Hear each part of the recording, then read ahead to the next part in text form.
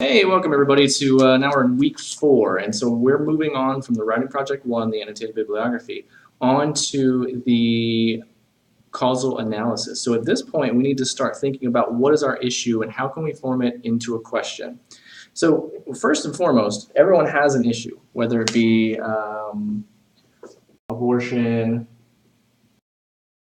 or it could be legalizing guns, or it could be something as simple as the self-checkout line.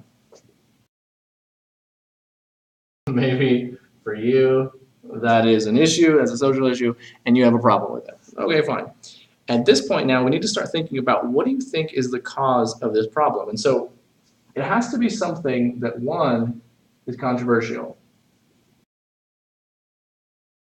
Basically, you're trying to pick a side, more or less. If you're talking about abortion, you have to find something that's controversial about the cause. You can't say that people having intercourse, that's the cause of abortion.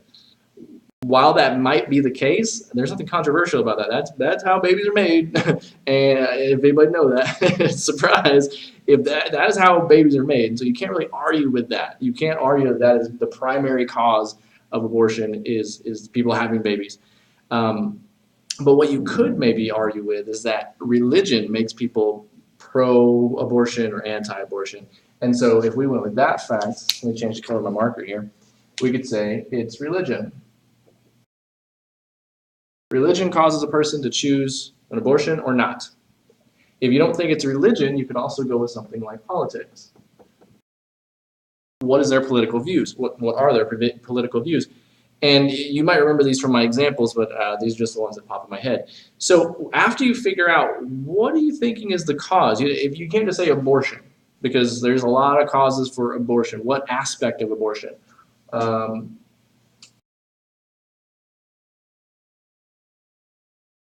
Pro/anti. There is a cause for someone deciding to be pro-abortion or anti-abortion. Same thing with legalizing guns. You have to find out what's the cause of it. Well, no one's going to argue that a bill is the cause of making guns illegal or making guns legal, or the Second Amendment of the Constitution. That is the cause for legalization of firearms. And so no one's really going to argue with that. So you have to pick an aspect of your topic that can be controversial, but you have to focus on the cause. And I guess that would be, actually, one would be the cause. Oh, I'm above where you guys can see, aren't I? So number one, don't pay attention to this. Number one, you need to figure out a cause of topic. Really, nothing really causes abortion except for the person.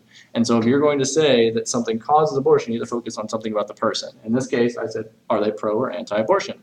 Legalizing guns. It has to be something that is a cause of legalizing guns. You could say for legalizing guns, mass murders. Or we should say mass shootings, actually. These mass shootings arguably could be the cause of making guns illegal or putting a ban on guns. And so at that point, that becomes controversial. And if you did the self-checkout line, that one could be you have to figure out what aspect of self-checkout. In this case, you might say it's inefficient.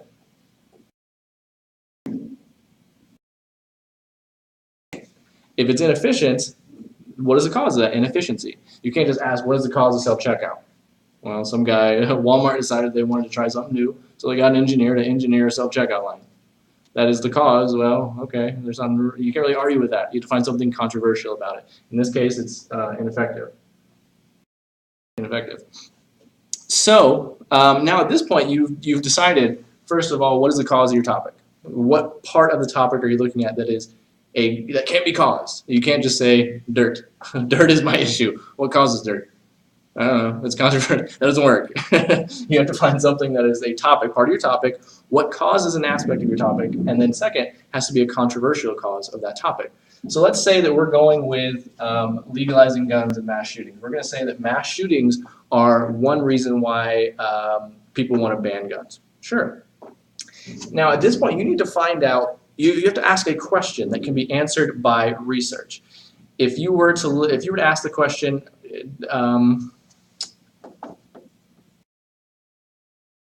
how does, or excuse me, how do um, how do political views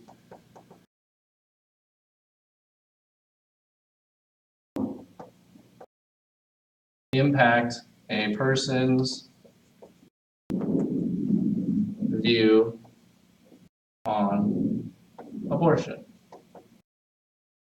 It has to be something that's measurable, something that you can say, okay, it impacts it to this degree, or it impacts it in this way. And so in this case, we're going back to the abortion one. How do political views impact a person's view on abortion? So you could say that, according to you, the cause of pro-abortion or pro-life, I mean, it's either way, the cause of that, a cause of a person's views is based primarily on their political views. You could say that. And so, how do political views impact a person's view on abortion? Alternatively, if we went to the legalizing of guns, you would want to ask a similar question. How do mass shootings impact America's views on gun control? Okay, so again, we're looking here. Who are we looking at? We're looking at America. What are we looking at? We're looking at their views. What is our, in this case, X variable? X would be our mass shootings. And don't worry too much about X and Y variables. I'll explain that next week. Right now, we're just trying to get a question. What is, in this case, this is what we would call our X variable. Like I said, don't worry about it. What does this X variable cause? Well, in this case, it causes views on gun control. It causes either pro or anti views on banning guns. And this was what we would typically call our Y. Now, again, don't worry about that for this week. We're more worried about developing this question. So, at this point, we should come up with a question, and that is going to be our research question. It's going to guide what we're doing in our project.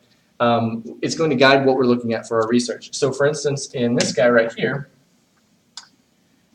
how do political views impact a person's view on abortion? We would then do research out there and look at how, in our mind, how do political views impact a person's view on abortion? Before we actually start doing research on that, though, and we're not going to necessarily go out and do a study or do a survey or anything like that. We're going to use literature to develop or mold our views and to present and back our research. We're going to do primarily literature. But what we have to do before that is we have to figure out what is our hypothesis. This is our research question. How do political views impact a person's view on abortion? We have to start thinking, what is your hypothesis? What do you think is the right answer? And so in this case, let me get an eraser real quick. In this case, how do political views impact a person's view on abortion? Well, you could say, I hypothesize. And for this week's homework, part of it is to create the question. So create a question. And then the next assignment is to create a hypothesis. Start your hypothesis off like this. I hypothesize, or in this case, I think, what do I think? I hypothesize that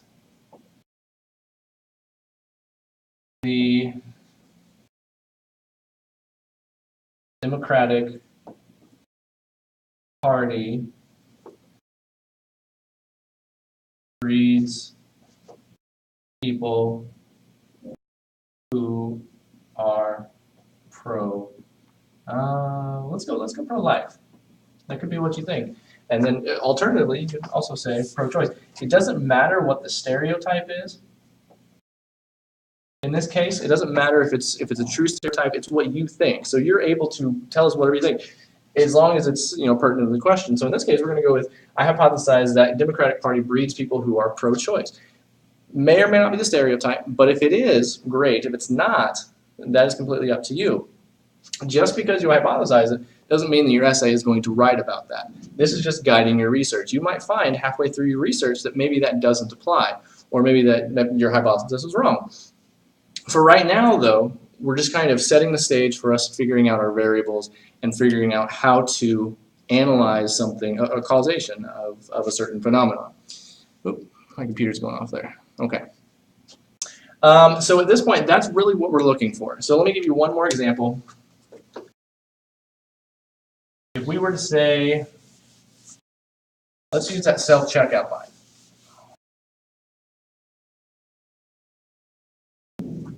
Let's say our question is, how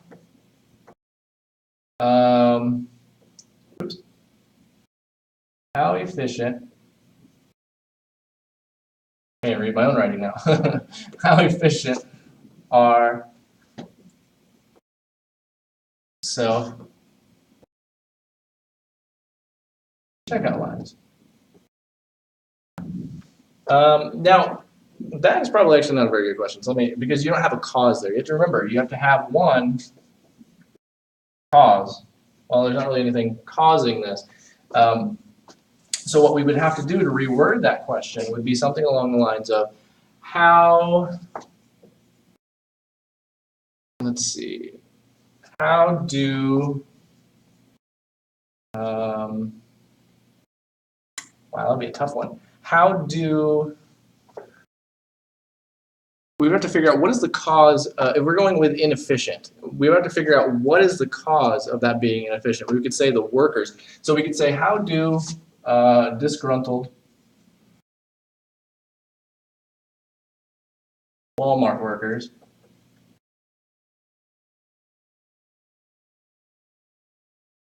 impact the effectiveness of self-checkout lines? Okay, so that's our question.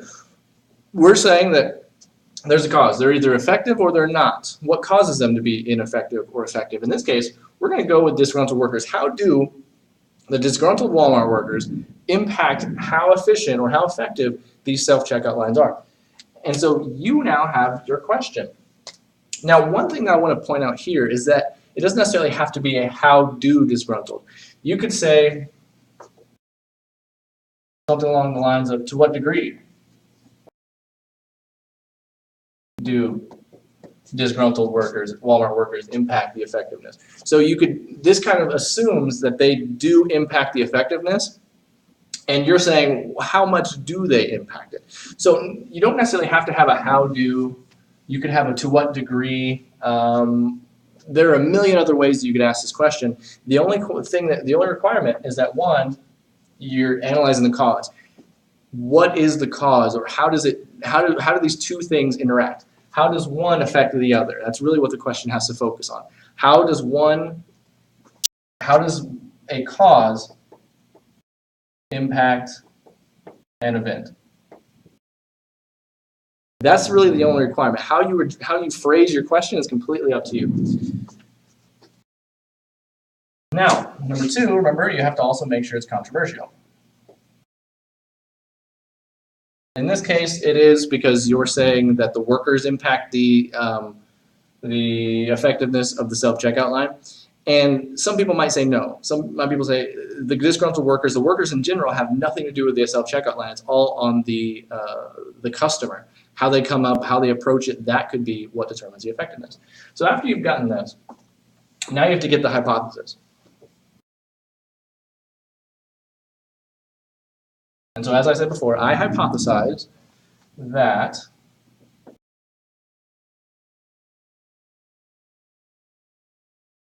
disgruntled Walmart workers are the primary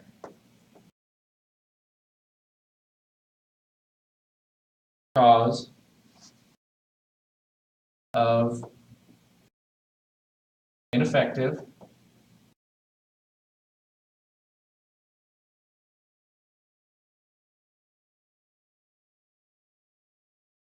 self-checkout lines. So at that point, you're saying, I think, yes, they hold some degree of impact. If you were to change this question up to what degree did disgruntled Walmart, you would say, I hypothesize that disgruntled Walmart employees Well, it could still be the same hypothesis. Are the primary. To what degree? Well, I think they are number one. I think they are number one above the customer. I think they're number one above the management. I think, to what degree? The highest degree. So that is the hypothesis. And that's really the main two things I want you to figure out this week is, according to your topic, what is the research question you're trying to develop? And then two, what do you think is the answer to that research question? Doesn't necessarily have to be right, but sometime in the next 4 weeks, we'll figure that out. So again, if you have any questions, feel free to contact me, email, phone, text, Skype, whatever you need to. It seems like everybody's been getting along pretty good so far, so hopefully it stays that way. And again, if you have any questions, feel free to contact me.